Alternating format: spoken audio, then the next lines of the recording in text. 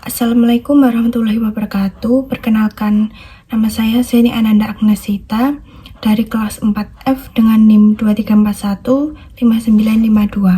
Di sini saya akan menjelaskan materi tentang manajemen modal kerja pada mata kuliah Manajemen Keuangan 1. Yang pertama adalah pengertian.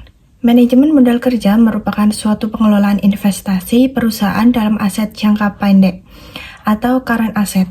Artinya, bagaimana mengelola investasi dalam aktiva lancar pada perusahaan. Manajemen modal kerja melibatkan sebagian besar jumlah aset perusahaan. Bahkan, terkadang bagi perusahaan tertentu, jumlah aktiva lancar lebih dari setengah jumlah investasinya tertanam di dalam perusahaan. Yang selanjutnya adalah konsep modal kerja. Ada 3 macam konsep modal kerja yang biasa digunakan untuk analisis, yaitu yang pertama adalah konsep kuantitatif. Modal kerja menurut konsep kuantitatif adalah jumlah keseluruhan aktiva lancar yang disebut juga modal kerja bruto atau gross working capital. Umumnya, elemen-elemen dari modal kerja kuantitatif meliputi kas, surat-surat berharga atau sekuritas, piutang, dan persediaan. Yang kedua adalah konsep kualitatif. Pada konsep ini, modal kerja dihubungkan dengan besarnya hutang lancar atau hutang yang segera harus dilunasi. Sebagian aktiva lancar dipergunakan untuk melunasi hutang lancar seperti hutang dagang, hutang wesel, hutang pajak, dan sebagian lagi benar-benar dipergunakan untuk mendanai kegiatan operasional perusahaan. Dengan demikian, modal kerja menurut konsep kualitatif merupakan kelebihan aktiva lancar di atas hutang lancar yang juga disebut modal kerja neto atau net working capital.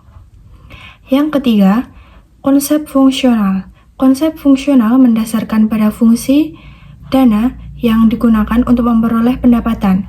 Setiap dana yang dialokasikan pada berbagai aktiva dimaksudkan untuk memperoleh pendapatan atau income, baik pendapatan saat ini atau current income maupun pendapatan masa yang akan datang atau future income.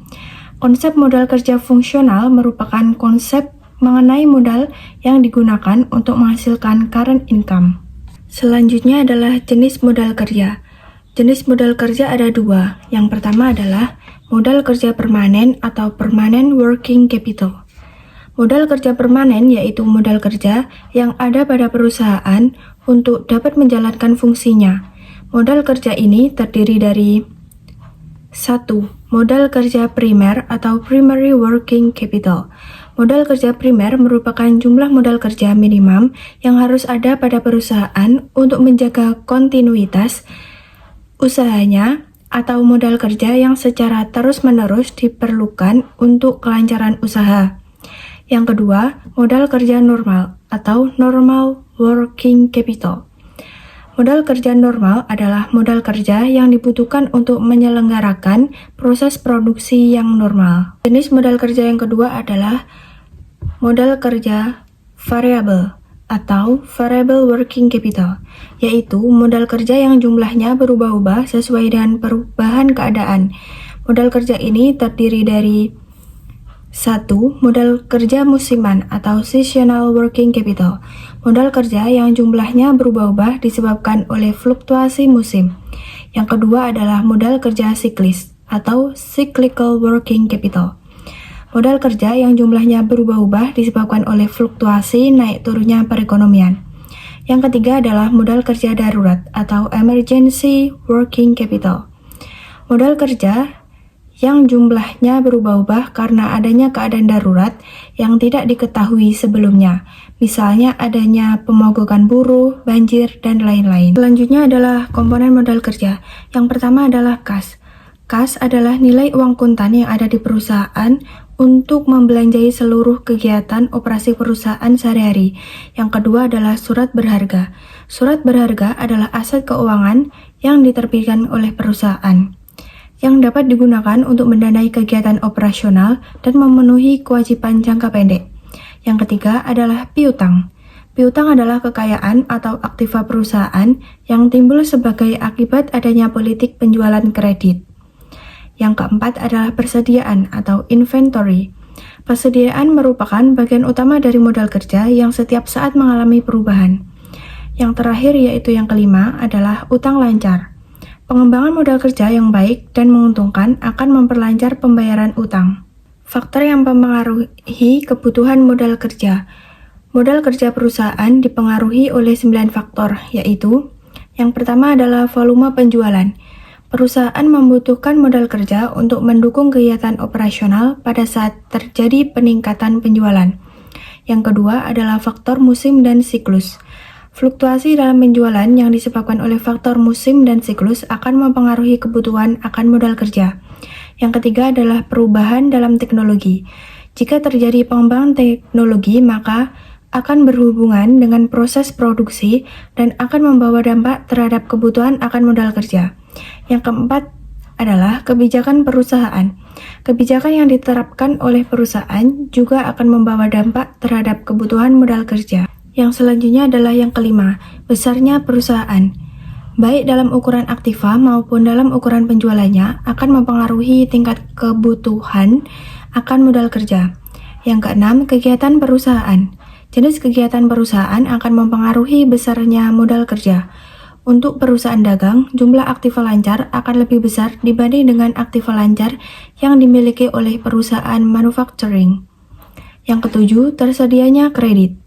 Perusahaan yang memperoleh kredit yang tersedia setiap saat dari bank dapat bekerja dengan tingkat modal kerja yang lebih rendah dibanding dengan yang tidak memiliki fasilitas kredit. Yang kedelapan adalah perilaku menghadapi keuntungan. Setiap dana memerlukan biaya modal kerja yang besar dapat mengurai laba perusahaan. Beberapa perusahaan lebih menyukai modal kerja yang besar karena bersedia memikul sedikit kerugian. Perusahaan lainnya memilih bekerja dengan modal kerja minimum untuk memperoleh laba yang sebesar-besarnya. Yang terakhir yaitu yang kesembilan adalah perilaku menghadapi risiko.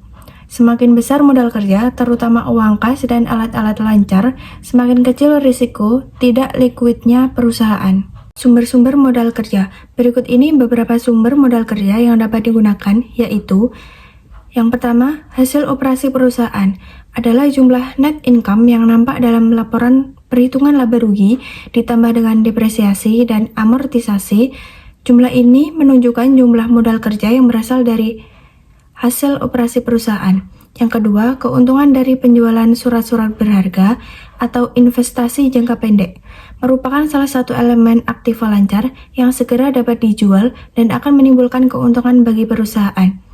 Yang ketiga adalah penjualan aktiva tetap. Yang keempat adalah penjualan saham atau obligasi. Perusahaan dapat mengeluarkan emisi saham baru atau meminta kepada pemilik untuk menambah modalnya.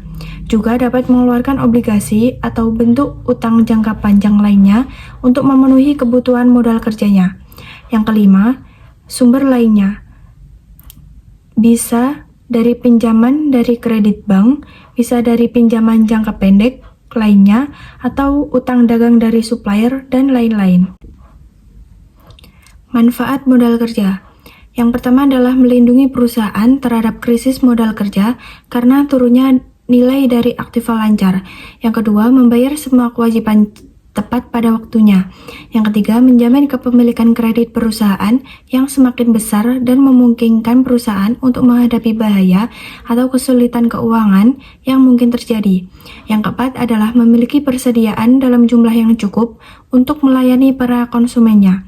Yang kelima adalah memberi syarat kredit yang lebih menguntungkan bagi para pelanggannya. Yang keenam adalah perusahaan dapat beroperasi dengan lebih efisien karena tidak ada kesulitan untuk memperoleh barang atau jasa yang dibutuhkan.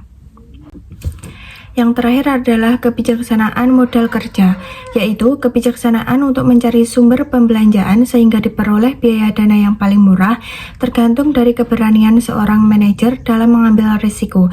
Terdapat 3 pendekatan yang dapat diambil oleh seorang manajer dalam kebijaksanaan modal kerja, yaitu yang pertama adalah kebijaksanaan konservatif, merupakan pemenuhan modal kerja yang lebih banyak menggunakan sumber dana jangka panjang dibanding sumber dana jangka pendek. Dalam kebijaksanaan konservatif, modal kerja permanen dan sebagian modal kerja variabel dipenuhi oleh sumber dana jangka panjang, dan sebagian modal kerja variabel lainnya dipenuhi dengan sumber dana jangka pendek. Yang kedua adalah kebijaksanaan moderat atau hedging. Perusahaan membiayai aktiva dengan dana yang jangka waktunya kurang lebih sama dengan perputaran aktiva tersebut, yaitu aktiva yang bersifat permanen dan modal kerja permanen akan didanai dengan sumber dana jangka panjang, dan aktiva yang bersifat variabel atau modal kerja variabel akan didanai dengan sumber dana jangka pendek atau matching principle. Yang ketiga adalah kebijaksanaan agresif. Sebagian kebutuhan dana jangka panjang dipenuhi dengan sumber dana jangka pendek. Pada pendekatan ini, perusahaan berani menanggung resiko yang cukup besar. Sekian penjelasan materi yang dapat saya sampaikan. Apabila ada kesalahan, saya mohon maaf. Wassalamualaikum warahmatullahi wabarakatuh.